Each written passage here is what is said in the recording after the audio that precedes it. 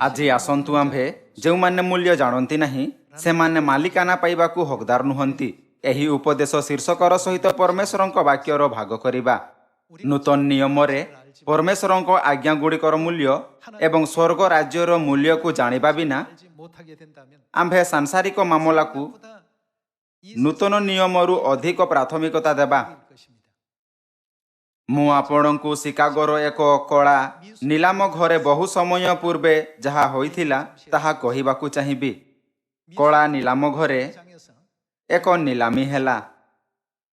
सेठारे अनेक कलाकृति थिला जहार नीलामी हेउथिला। जेहेतु अनेक कलाकृति प्रसिद्ध चित्रकार मानंकर थिला एथिपई उच्च मूल्य सत्वे ताहा शीघ्रतारे बिक्री करागला। किंतु केवल गोटिए ही कलाकृति रहीगला जहाकू किणा जाई नथिला। नीलामी कंपानी यहाकू अपना गोदाम घरे रखिबाकू चाहू नथिला।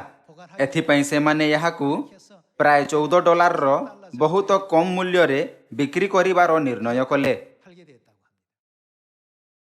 किंतु परे अविश्वसनीय रूपे यह जना पड़िला कि सही कलाकृति को एक प्रसिद्ध कलाकार द्वारा चित्रित करा जाइथिला। सही दिन उपस्थित लोकमानंक मध्यरु केही मध्य कलाकृतिर मूल्य जाणु नथिला। एथिपई चित्र प्राय $14 रे नीलामी हेला। एही मूल्य एते कम थिला कि चित्र को छाड़ी केवल चित्रर फ्रेम ताहाठारु अधिक मूल्यवान थिला। एहा मिनर्भा नामक जणे प्रसिद्ध चित्रकार द्वारा चित्रित मिसर रे पवित्र परिवार रो उड़ाण चित्र थिला। चित्र रे जोसेफ एवं तांको परिवार को इस्राएल भूमि रु पलायन करुथुबार देखा जाइथिला। सही समय राजा हेरोद सही समस्त बालक मानंकु मारिबार आदेश जारी करिथिला जो माने 2 वर्ष बा सेथिरु कम बयसर थिले। आउ जणे स्वर्गदूत जोसेफंक स्वप्न रे प्रकट होई तांको तांको भारजा एवं पुओ को नै मिसर रे पलायन करिबार निर्देश देइथिले। सप्तदश शताब्दीर आखपाख पर्यंत इटली रे एही चित्रर अत्यधिक प्रशंसा एवं सम्मान करा जाइथिला। किंतु ताहा परे यह कौनसी चिन्ह बिना अदृश्य हो जाइथिला। पुणी दिने यह पुणी थरे प्रकट हैला आउ यह को शिकागोर नीलाम घरे नीलाम करागला। मात्र केही मध्य चित्रर मूल्य को बुझी पारिले नहीं। एही कारणरु एही चित्र को प्राय 1000 टंकारे नीलाम करागला। मात्र नाही क्रेता और नाही विक्रेता यह अनुभव कले कि चित्र केते प्रसिद्ध थिला। किछि समय परे एही चित्र को पुणी थरे नीलाम करागला एवं प्राय $50,000 रे बिक्री करागला। मते गोटिए कलाकृतिर मौद्रिक मूल्यर मूल्यांकन करिबा निमंते दुखित अटे। किंतु यह केवल सहजरे बुझिबा पई अटे। कोण आपणଙ୍କୁ लागे कि जो माने चित्रर मूल्य जानती नहीं से माने यार योग्य अटंती से माने यार मालिक हेबार योग्य नुहंती। एही प्रकार जो माने विश्राम दिनर मूल्य जानती नहीं से माने एही समय दुनिया रे भ्रमण करुथिबे। जो माने विश्राम दिनर महत्व को जानती से माने किछि हेले मध्य परमेश्वरंक पाखकु आसीबे। कारण से माने जानती कि परमेश्वरंक आज्ञा अनुसार पवित्र आराधना रे भाग नेबा एवं आशीर्वाद प्राप्त करिबा कोनोसी मध्य वस्तु ठारू अधिक मूल्यवान अटे। आम्भ सियोन रो समस्त सदस्य विश्राम दिनर आशीर्वाद पाइबाकू योग्य अटंती। यह सप्ताहर सही गोटिए दिन अटे। तथापि जो माने विश्राम दिन पालन करती नहीं सेमानंक पई यह अर्थहीन अटे। यह सप्ताह शेष रे एक साधारण दिन विश्राम करिबार दिन अटे। एथिपई जो माने कौनसी वस्तुर मूल्य जानती नहीं से माने सही लोक मानंक ठारू भिन्न नुहंती जो माने यार मालिकाना हराइछंती। यह स्वर्गर राज्य रे मध्य लागू होइथाय। जो माने स्वर्गर राज्यर मूल्य को जानती से माने यहाकू उत्तराधिकारी करि परिबे। प्रचार सहित मध्य एपरि ही अटे। केवल जो माने प्रचार रो मूल्य को जानती से माने प्रचार द्वारा दिया जाइथिबा परमेश्वरंक प्रतिज्ञार मूल्य को अनुभव करि परिबे। एथिपई से माने अत्याचार असुविधा और अन्य लोक मानंकर दृष्टिकोण रे प्रभावित हुवंती नहीं। परमेश्वरंक आज्ञार पालन करुथाई एवं यह विश्वास करुथाई कि जीवनर वाक्य सुनिबा बिना मानव जाति रक्षा पाई परिबो नहीं। से माने सुसमाचार प्रचार अद्भुत मिशन को पूरा करुछंती। ताहा ही आज्ञाकारितार मूल्य को जानिबा पाई मध्य लागू होइथाय। केवल जो माने आज्ञाकारितार मूल्य जानती आज्ञाकारिता होई परिबे। ଯେଉଁମାନେ ଆଜ୍ଞାକାରିତାର ମୂଲ୍ୟ ଜାଣନ୍ତି ନାହିଁ ସେମାନେ ଭାବି ପାରନ୍ତି ଏହା ତାହାଠାରୁ ଉପଯୁକ୍ତ ଅଟେ, ଏହି ପ୍ରଣାଳୀ ସେହି ପ୍ରଣାଳୀ ଠାରୁ ଉପଯୁକ୍ତ ଅଟେ। ସମସ୍ତ ବିଷୟରେ ସେମାନେ ଦାବି କରନ୍ତି କି ସେମାନଙ୍କ ବିଚାର ପରମେଶ୍ୱରଙ୍କ ବିଚାରରୁ ଉପଯୁକ୍ତ ଅଟେ। ଏପରି ଏଥିପାଇଁ କାରଣ ସେମାନେ ପରମେଶ୍ୱରଙ୍କ ବିଚାରର ମୂଲ୍ୟକୁ ଜାଣନ୍ତି ନାହିଁ। ଯେଉଁମାନେ କୌଣସି ବସ୍ତୁର ମୂଲ୍ୟକୁ ଜାଣନ୍ତି ନାହିଁ ସେମାନେ କେବେ ମଧ୍ୟ ଏହାର ମାଲିକ ହୋଇପାରିବେ ନାହିଁ, ଯଦିଓ ଏହା ଭୌତିକ ବସ୍ତୁ ଅଟେ ବା ବିଶ୍ୱାସ ଅଟେ ବା ଆଜ୍ଞାକାରିତା ଅଟେ ବା ପୁଣି ସ୍ୱର୍ଗର ରାଜ୍ୟ ଅଟେ।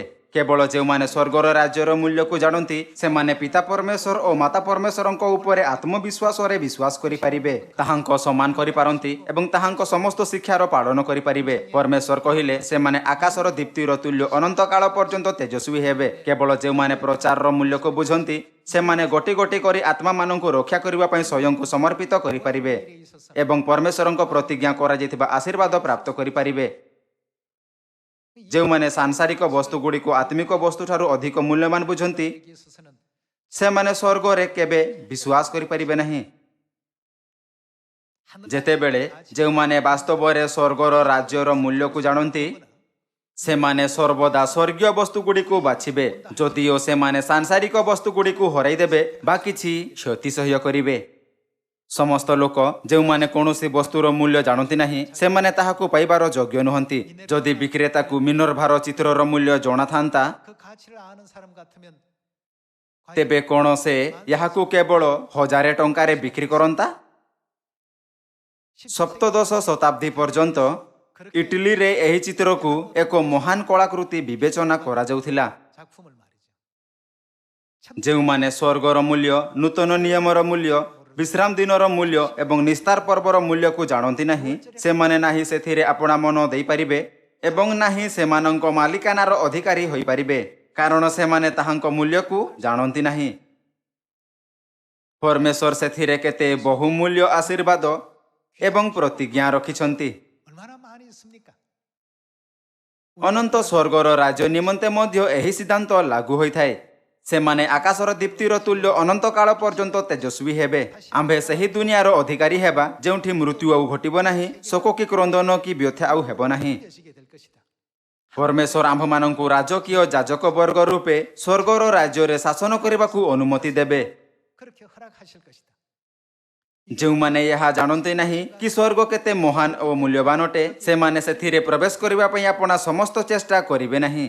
ପରିଶେଷରେ ସେମାନେ ଆପଣା ବିଶ୍ୱାସର ଜୀବନରେ କୌଣସି ଖୁସି ବା ଉତ୍ସାହ ଅନୁଭବ କରିବେ ନାହିଁ, ବରଂ ସେମାନେ ଏହା ବଦଳରେ ଭାରପ୍ରାପ୍ତ ଏବଂ ବନ୍ଧା ଅନୁଭବ କରିବେ। ସେମାନଙ୍କ ବିଶ୍ୱାସର ଜୀବନ ସେମାନଙ୍କ ପାଇଁ ଏକ ଅସୁବିଧା ହେବ। ଏପରି ଲୋକ ସ୍ୱର୍ଗର ଯୋଗ୍ୟ ଉତ୍ତରାଧିକାରୀ ନୁହନ୍ତି। ଯେଉଁମାନେ ସ୍ୱର୍ଗ, ପରିତ୍ରାଣ ବା ବିଶ୍ୱାସ ରଖିବାର ମୂଲ୍ୟକୁ ମଧ୍ୟ ଜାଣନ୍ତି ନାହିଁ ସେମାନେ ସେଥିମଧ୍ୟରେ କାହାରି ମଧ୍ୟ ଯୋଗ୍ୟ ନୁହନ୍ତି। ଏଥିପାଇଁ ସର୍ବପ୍ରଥମେ ଆମ୍ଭକୁ ଏହାର ମୂଲ୍ୟ ଜାଣିବା ଉଚିତ। ନୂତନ ନିୟମର ସେବକଙ୍କ ରୂପେ ପରମେଶ୍ୱରଙ୍କ ଦ୍ୱାରା ନିମନ୍ତ୍ରିତ ହେବା ଆମ୍ଭମାନଙ୍କ ନିମନ୍ତେ କେତେ ବଡ଼ ଆଶୀର୍ବାଦ ଅଟେ। ଯେହେତୁ ଆମ୍ଭେ ସିଓନରେ ଏକତ୍ର ହୋଇଅଛୁ ଏଥିପାଇଁ ଆମ୍ଭେ ପରମେଶ୍ୱରଙ୍କ ସନ୍ତାନଙ୍କ ରୂପେ ପରମେଶ୍ୱରଙ୍କ ସ୍ତୁତିଗାନ କରିପାରିବା ଏବଂ ଆରାଧନା କରିପାରିବା। ଏହି ବିଶେଷ ଅଧିକାର କେତେ ମୂଲ୍ୟବାନ ଅଟେ। ସମସ୍ତ ଲୋକ କ'ଣ ଆପଣ କଏଦୀମାନଙ୍କ ଜୀବନର ଈର୍ଷା କରନ୍ତି? ସ୍ୱର୍ଗଦୂତମାନଙ୍କ ଆଖିରେ ପୃଥିବୀ ଏକ ଆଶ୍ରୟ ନଗର ଅଟେ। ଏହା ଏକ ଜେଲ୍ ଅଟେ ଯେଉଁଠି ପାପ କରିଥିବା ଆତ୍ମା ଏକ ସଙ୍ଗରେ ରହିଥାଏ। କିନ୍ତୁ ସ୍ୱର୍ଗଦୂତ କାହାକୁ ଈର୍ଷା କରନ୍ତି? ସ୍ୱର୍ଗୀୟ ସ୍ୱର୍ଗଦୂତ ସେହି ଆତ୍ମାମାନଙ୍କୁ ଈର୍ଷା କରନ୍ତି ଯେଉଁମାନେ ନୂତନ ନିୟମର ସତ୍ୟ ଦ୍ୱାରା ସ୍ୱର୍ଗୀୟ ପିତା ଓ ମାତାଙ୍କୁ ଗ୍ରହଣ କରନ୍ତି। ପିତା ଓ ମାତା ସେହି ଆତ୍ମାଗୁଡ଼ିକର ଦେଖାଶୁଣା କରନ୍ତି ଏବଂ ସେମାନଙ୍କୁ ପରିତ୍ରାଣ ପ୍ରଦାନ କରନ୍ତି। ଏହି କାରଣରୁ ସ୍ୱର୍ଗଦୂତ ମଧ୍ୟ ଏହା ପଚାରୁଥାଏ କି ନୂତନ ନିୟମ କ'ଣ ତାହାକୁ ଦେଖିବା ପାଇଁ ଲାଳସା କରନ୍ତି।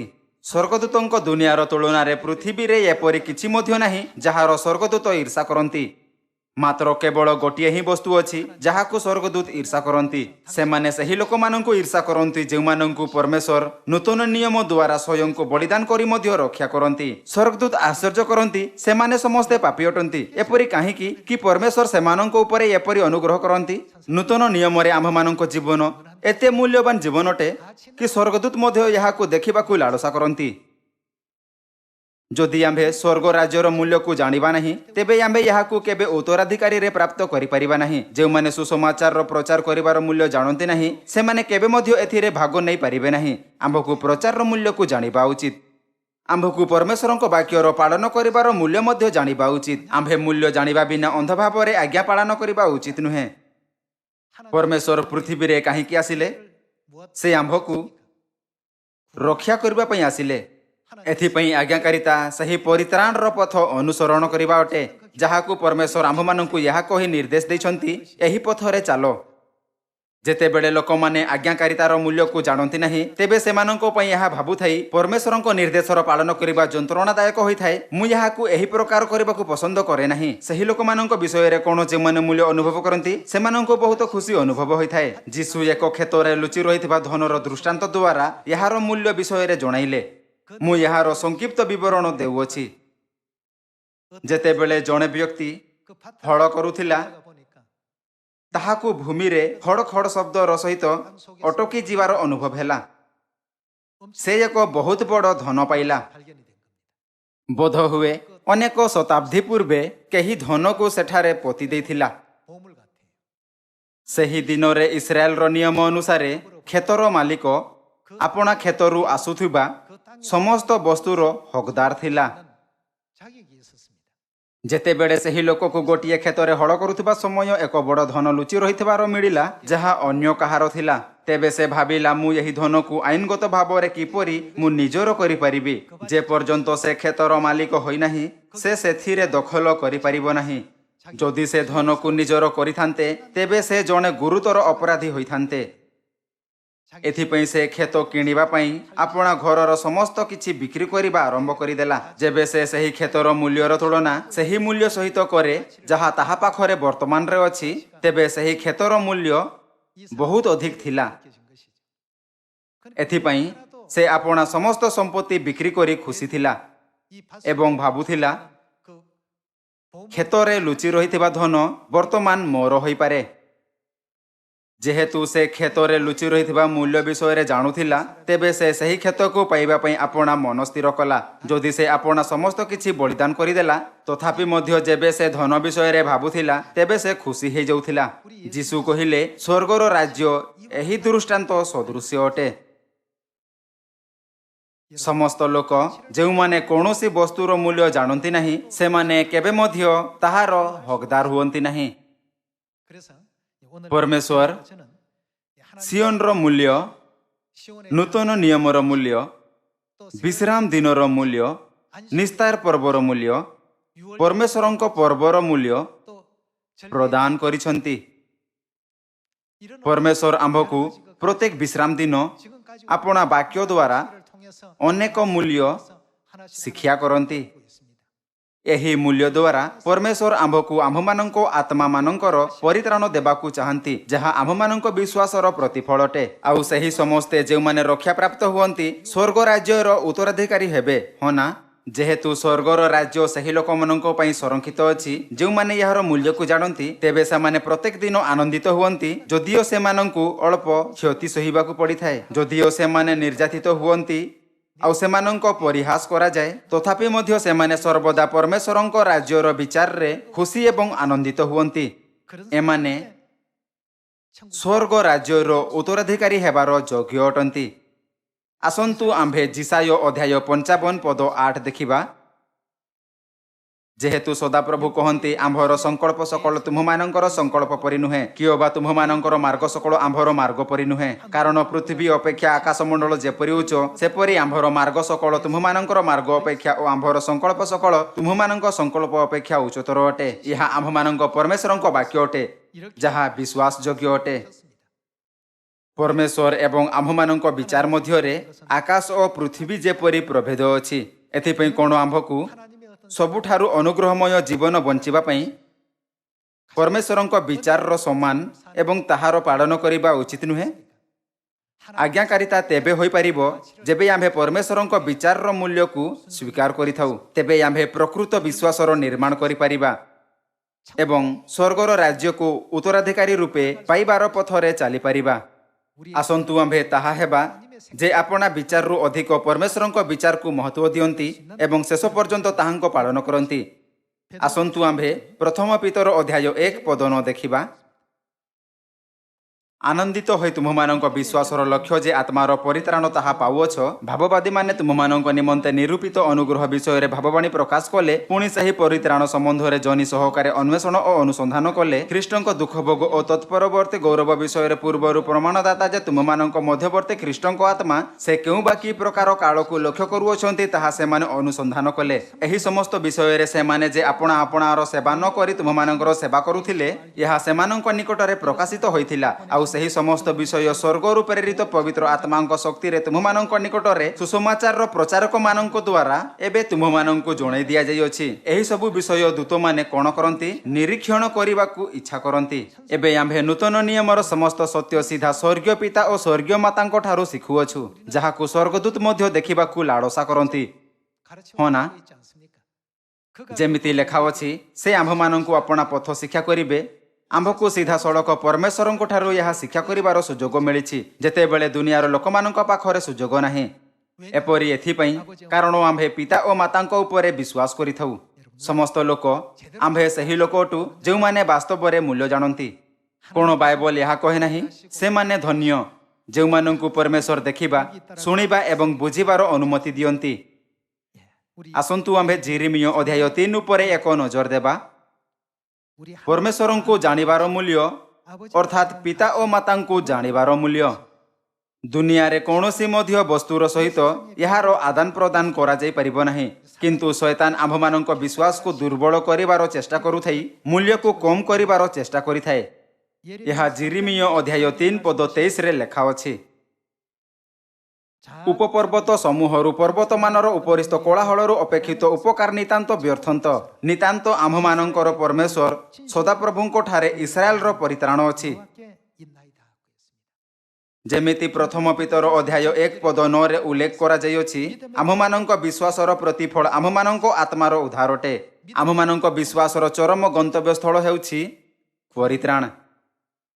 ଆମ୍ଭମାନଙ୍କ ପରିତ୍ରାଣର ସ୍ରୋତ କିଏ ଅଟନ୍ତି? ଆମ୍ଭମାନଙ୍କର ପରିତ୍ରାଣ ନିଶ୍ଚୟ ଆମ୍ଭମାନଙ୍କ ପରମେଶ୍ୱରଙ୍କ ଦ୍ୱାରା ହିଁ ଅଛି।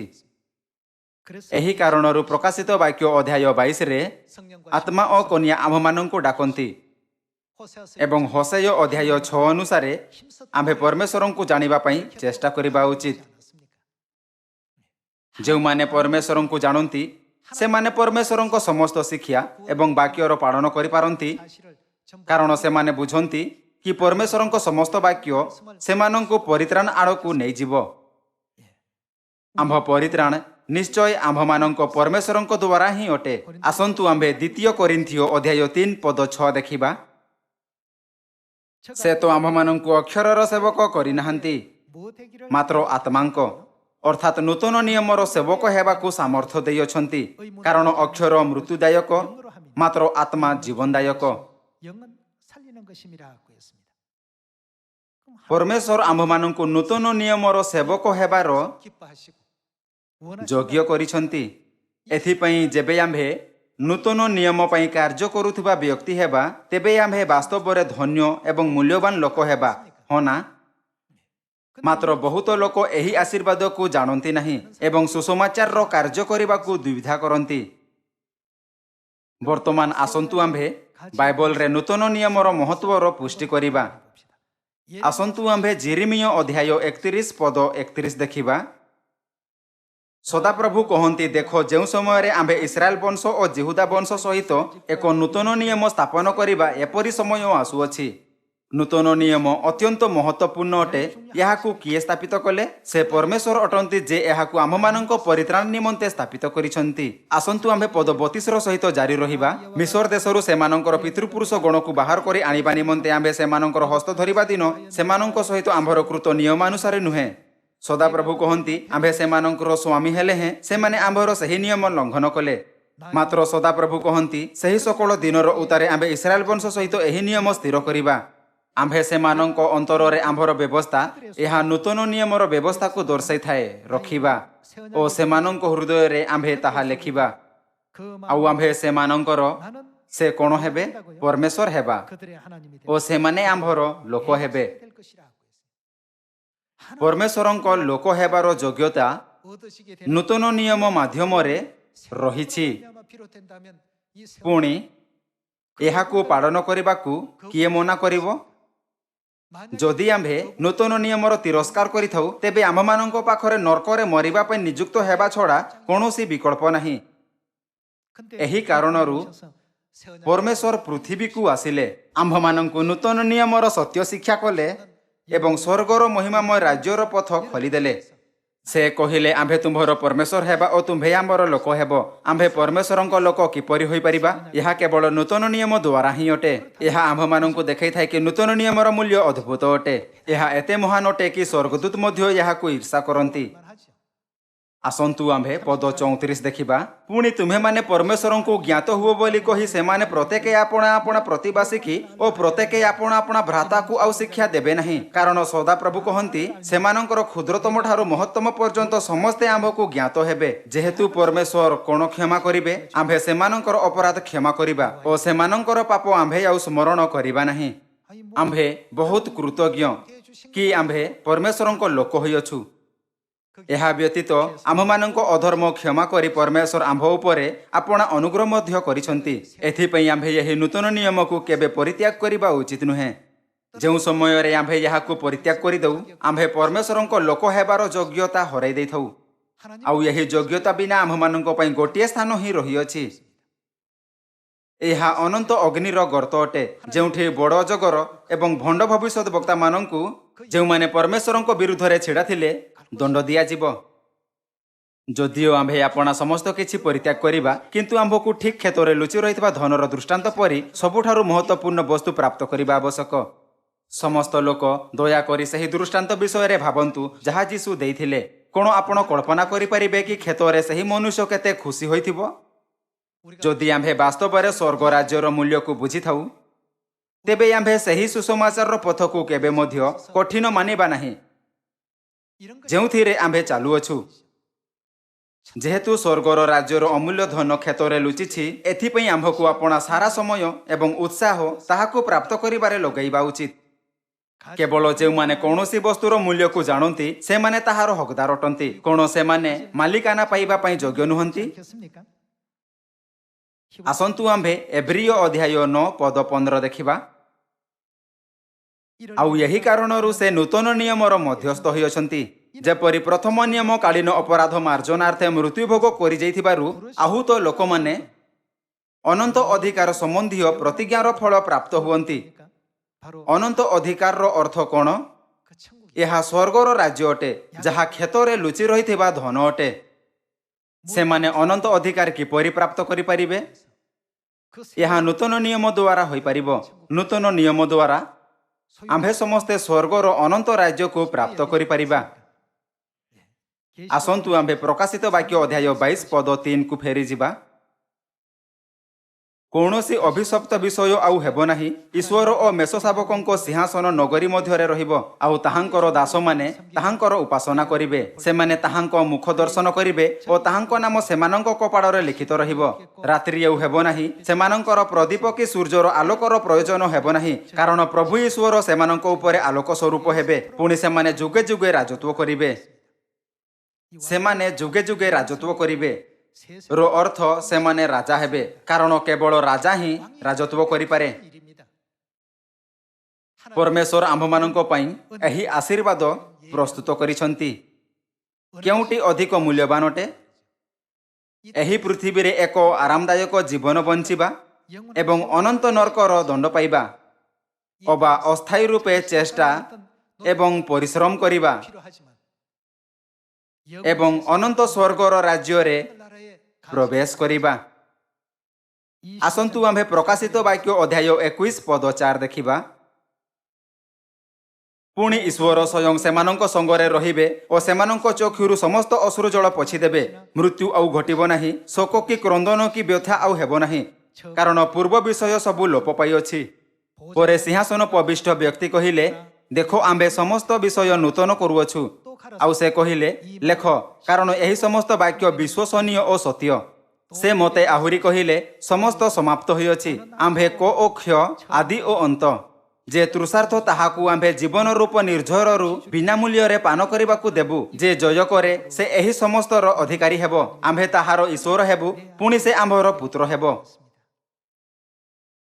परमेश्वर आम्भकु स्वर्ग राज्यर मूल्य को संक्षेप जणाइछन्ति जो स्थान रे आम्भे शीघ्र ही प्रवेश करिबा।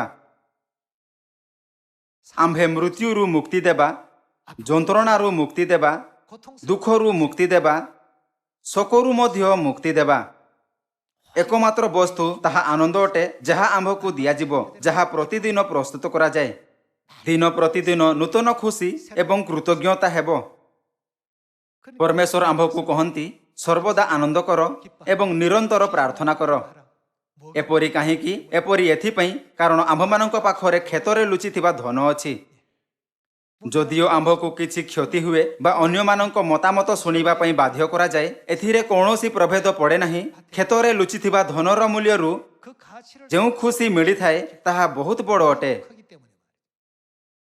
मने रखंतु कि आपण राज परिवार अटंती एवं उत्तराधिकारी धाड़ी रे 1 नंबर रे अछंती। जदिओ आपण एबे एक कठिन जीवन यापन करंती, किंतु आपण सही दुनिया रे जुगांत पर्यंत शासन करिवे, जेउठी किछि मृत्यु नाही, किछि शोक नाही, किछि ईर्षा नाही, किछि झगड़ा नाही एवं किछि घृणा नाही। आम्भे सही सर्वोत्तम दुनिया रे सर्वदा पई शासन करिबा, जहारो आम्भे स्वप्न देखि थाउ। कोण आम्भकु एही पद पई योग्यता प्राप्त करिबा पई कोनोसी परीक्षा देबा एवं योग्य हेबार अछि।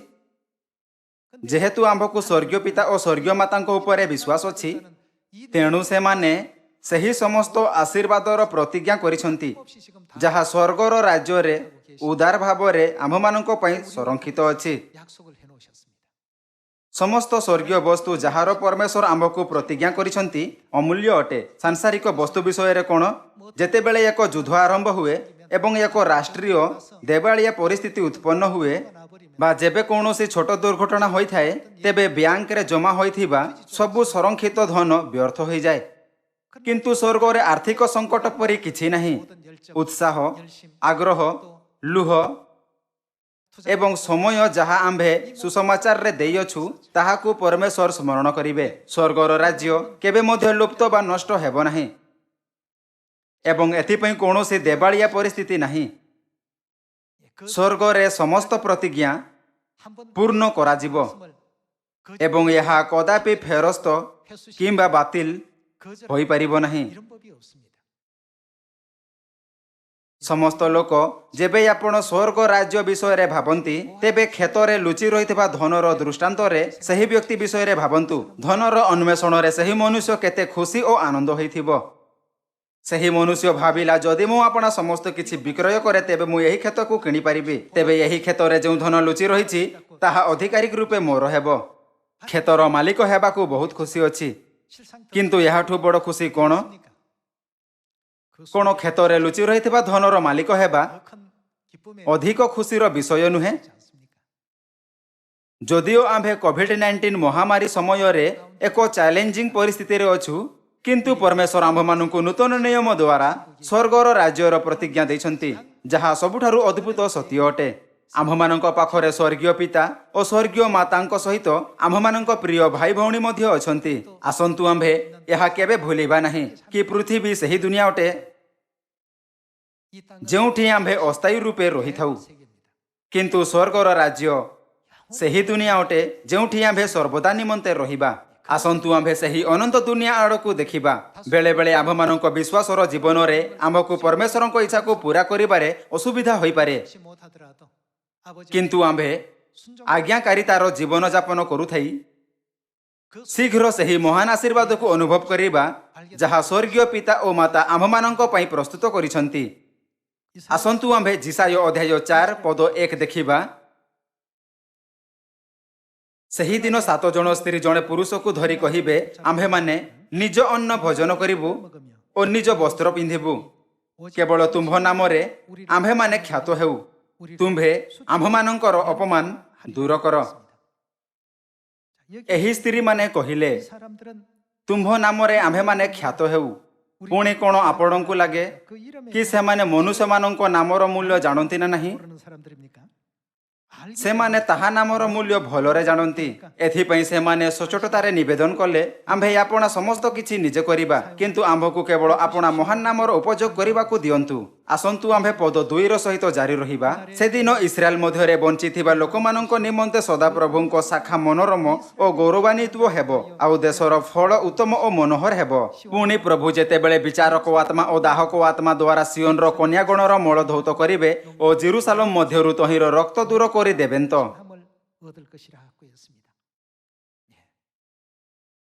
କ'ଣ ଏହା ଆଶ୍ଚର୍ଯ୍ୟଜନକ ଏବଂ ରୋମାଞ୍ଚକର ନୁହେଁ କି ଆମ୍ଭେ ସିଓନରେ ଅଛୁ, ଯାହା ବିଷୟରେ ବାଇବଲ ଏବଂ ଭବିଷ୍ୟଦ୍ବକ୍ତା ମାନେ ସାକ୍ଷ୍ୟ ଦେଇଥିଲେ?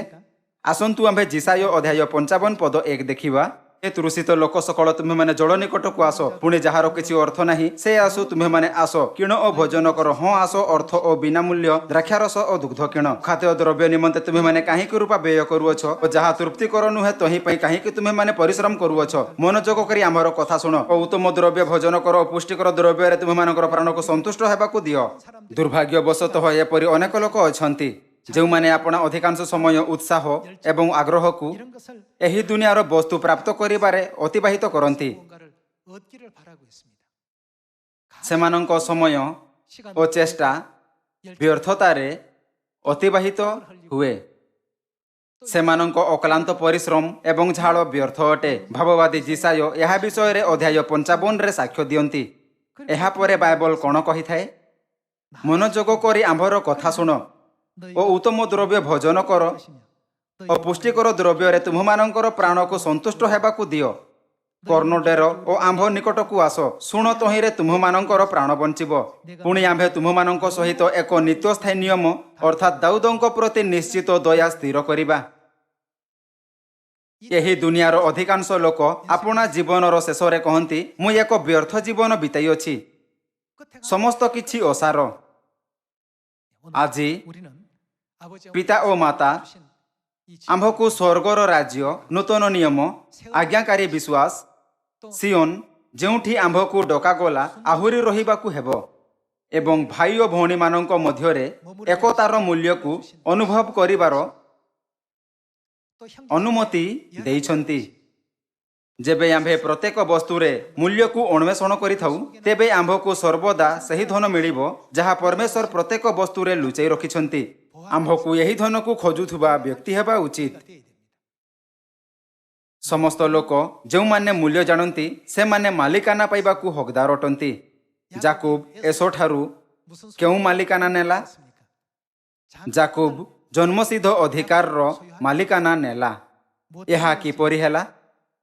ମୂଳ ରୂପେ ଜନ୍ମସିଦ୍ଧ ଅଧିକାର ଏଶ୍ୱର ଥିଲା, କିନ୍ତୁ ଏଶ୍ୱକୁ ଏହାର ମୂଲ୍ୟ ଜଣା ନଥିଲା।